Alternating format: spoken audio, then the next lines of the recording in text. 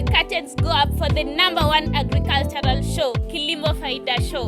I'm your host, Jael Liala. I'm your co-host, Biki Mani, and today we are at Naf Farm, where we visited the leading dairy farmer in this stream of Njolo. We want to understand why we have to invest so much in dairy farming, the benefits, how we manage diseases, how do we improve our breeds, how do we feed our cows so that we get the best out of farming.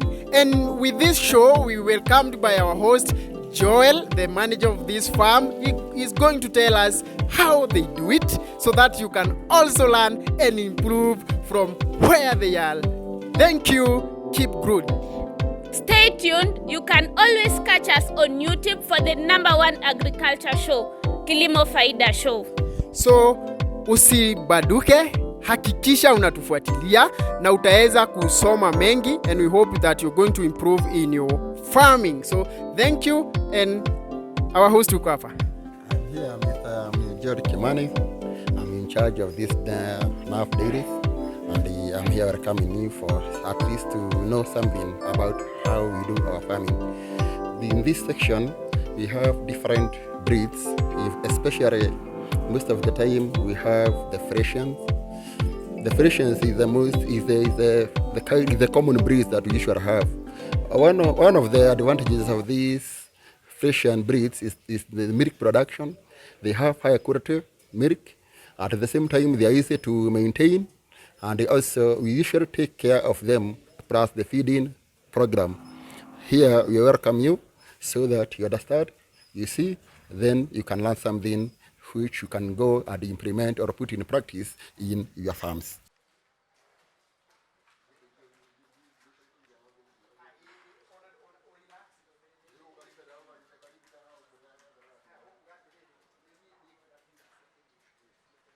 Thank you so much, Joel, for welcoming us onto this place.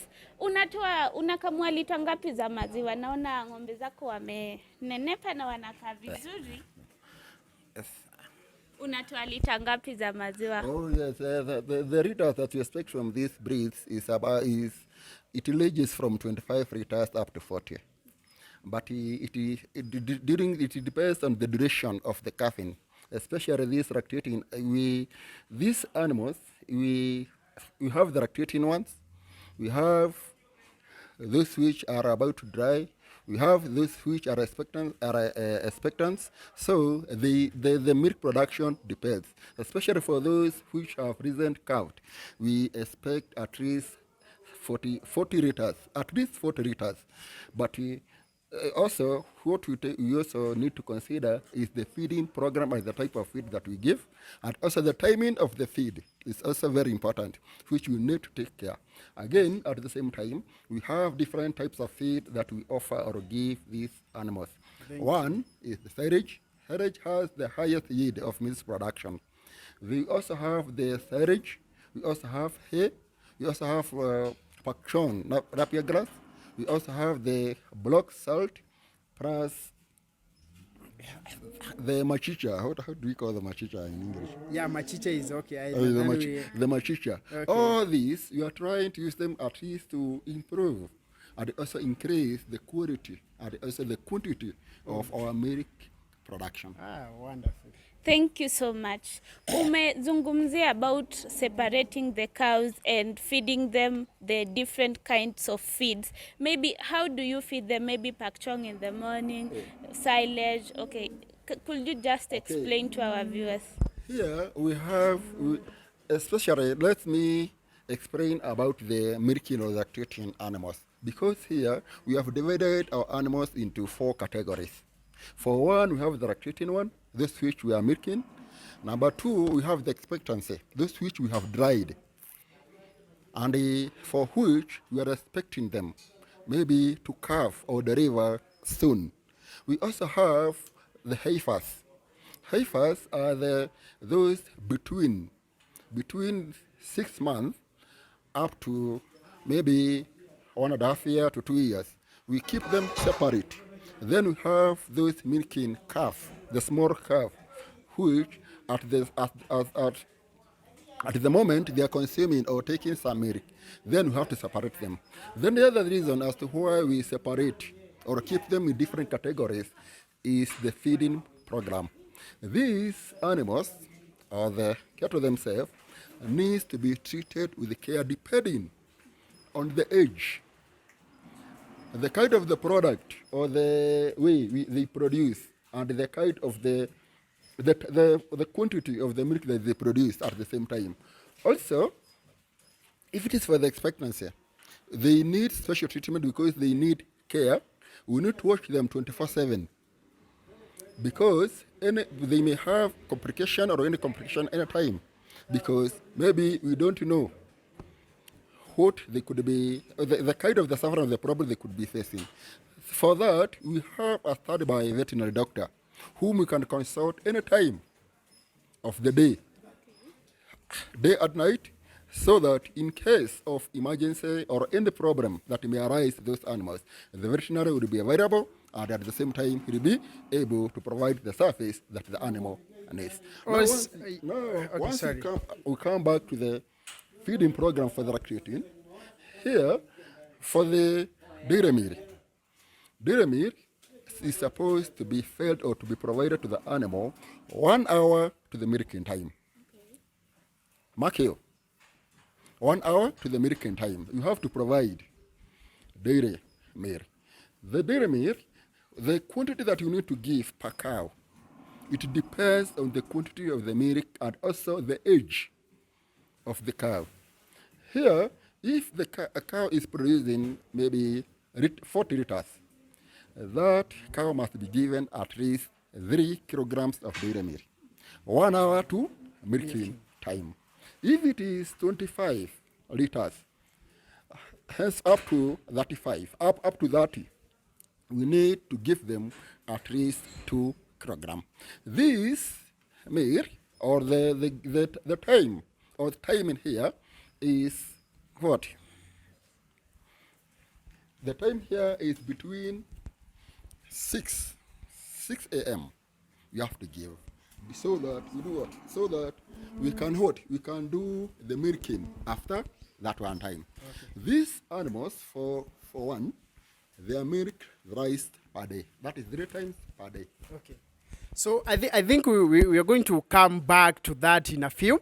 So my question is, you talked of 25 to 30 liters of milk per day. Is it per day, or do you milk once 40 liters, or like how many times do you milk? It is per day. Per day, we expect 25 to 40 liters, of which they are milked 3 times a day. That is between 3 a.m. to 6 a.m. Then second session is between noon, that is 12 noon, up to 2 noon.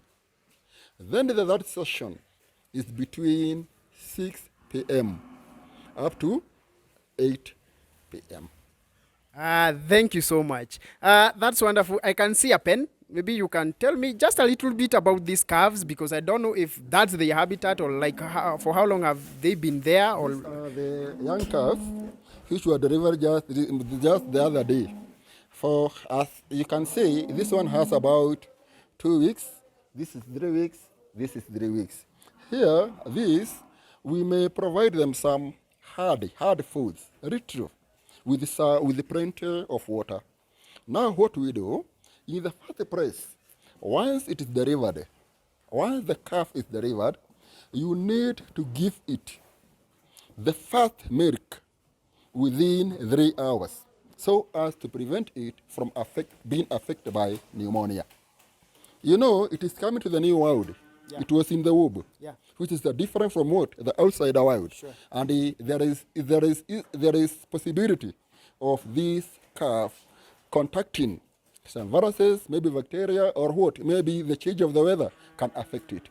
That's why you see, after delivery, within 3 hours, we must make that cow give the thick milk to the calf to prevent it from being affected by pneumonia. I think they call it colostrum. So my other question is, like for this calf, what amount of milk do you feed it and for how long? It's supposed to be given at least 3 liters per session. Morning 3 liters, evening 3 liters. That is for 5 months for you to produce a healthy and productive cow.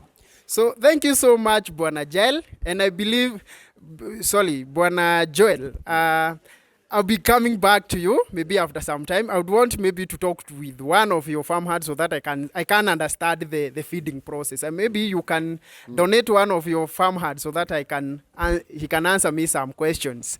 So Can you interview him where he is working? yeah, sure. So Hapa niko na mfanyakazi wangu mmoja anaitwa James Mundia. Anaweza akamwelezea mengi kuhusu mambo ya hizi ng'ombe vile huwa zinaendelea. Sa Bwana Modia, jambo. Na samahani sana kwa kukutoa kwa kazi, lakini lazima utanielezea kitu hapa, ndio maana wakulima wangu waweze kuelewa. So naona unaweza jitambulisha?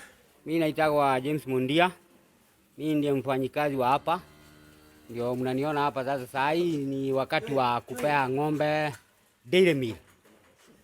Juu huwa tunazipea saa 5. Alafu kutoka hapo ndio tukamue saa 6. Kutoka hapo tuziwekee chakula saa 7. Alafu saa ziendelee kukula mpaka saa 11 tena. Ndio pia tena tuzipea daily meal. Swali yangu kwako Bwana Modia ya kwanza, naona pahali unapea chakula umeinua juu, si kama pahali ambapo nimekanyanga. Sababu yaweza kuwa ni gani? Hii ndio meza ya ng'ombe. Hata hakuna mtu ambaye anastahili kukanyaga hapa isipokuwa tu mwenye anapea chakula, juu lazima uoge miguu ndio ukanyage hapa juu. Nashukuru sana. Naona hawa ng'ombe, naona unawapea food ratios, naona vile unawagawanyishia. Sijui kama wanakula kiasi moja wote, na naona pia kuna vile unawapea kwa visehemu tofauti. Kila ng'ombe ana sahani yake ama namna gani? Sahani ni moja tu, lakini huwa tunazifungia, kwa hivyo pahali chakula iko inakula tu peke yake. Okay. Na nimeona mmoja wenu akispray hizi ng'ombe. Pengine uweze ukaelezea tu watazamaji wetu, mna control aje pests? Hizo ng'ombe ambazo mmeona zikioshwa saa hii, zimefika tu saa hii. Ng'ombe ikitoka nje, ikiingia tukiletewa ng'ombe mgeni, lazima ioshwe ili iweze kuingia kwa zile zingine. Lakini zote huwa tunaosha each and every Thursday. Okay. Wow, that's amazing. Na naona ile nini inazunguka hivi, uweze ukatueleze mbona ng'ombe zinakusanyika hapo? Naona zinafurahi sana zikizunguka hapo. Uweze ukatuelezea ni nini hicho? Hii kitu ambaye unaona ikizunguka hapa ndio huwa yani ng'ombe huwa inafurahia. Juu huwa yani naitwa aje yani ikikwaruzwa hivi yani inasikia mwili iko poa, tena hata inatoa uchafu yake yenye iko ndani kwa manyoya yake. Inaweza maanisha kuna vile naonanga ng'ombe wa kawaida mwenye ameachiliwa kwa mti akijikuna kwa mti. Inamaanisha ng'ombe wamefungiwa, hii ndio nafasi yao ya sasa. Hii ndio huwa wanatumia kuliko kujikwaruza kwa miti. Sasa hii ndio ndio yao ya kujikwaruza naye. Wonderful. Kuna kitu ambacho mimi sijaweza kuelewa. Naona kuna hawa ng'ombe ambao umefungia hapa. Naona kuna wengine wamefungiwa hapa na wengine wamelala huko. Sijui kama tu kwa faida ya mtazamaji wangu, unaweza tu kuambia tu kwa kifupi unielezee hawa ni wagani? Uweze kunielezea hawa ni gani, wale ni wakina nani? Bwana, nafurahia sana vile nasoma. Ningetaka kujua kuhusu hii malazi yake. Naona pale ndio zinalala. Waweza tu kutuelezea vile zinalala na bona mumeweka mchanga na sio mbao ama kitu kingine? Tumeweka mchanga juu mchanga haitafinya hiyo ng'ombe kuliko ikae kwa mchanga nini. Hii mchanga ni hii ya kujenga. Ndio huwa tunaziwekea. Ng'ombe mnazoona pandi hizi ni za kukamuliwa tu peke yake. Zote hizi ni za kukamuliwa. Na tuko na zingine pandi ng'ombe ambazo ziko maternity kwa saa hii. Maternity inamaanisha ziko karibu kujifungua? Yani ndizo tumengojea tu wakati wote zinaweza jifungua. Kutoka hapo tuko na ndama ziko huko chini. Wale sasa ndio wanakunywa maziwa na wengine pia wameacha. Ng'ombe wakati wanapolala, kila ng'ombe analala sehemu yake na anaangalia any direction, naangalia naona hakuna uchafu wote pahali wanalala. Sijui imewezekana namna gani. Ng'ombe huwa inalala zote zikiangalia direction moja, uchafu ndio zinatoa upande wa nje. Ndio unaona yani nini vitanda zao zote ziko safi. This is amazing. I believe our viewers, you are really learning a lot, and you may not implement everything, but ensure you start somewhere. So we are proceeding to a break. We will be back with more so that when we come back, we'll understand the challenges that this farm faces, how they manage, how they market their milk. So keep tuned to Kilimo Faida Show. We are coming back shortly.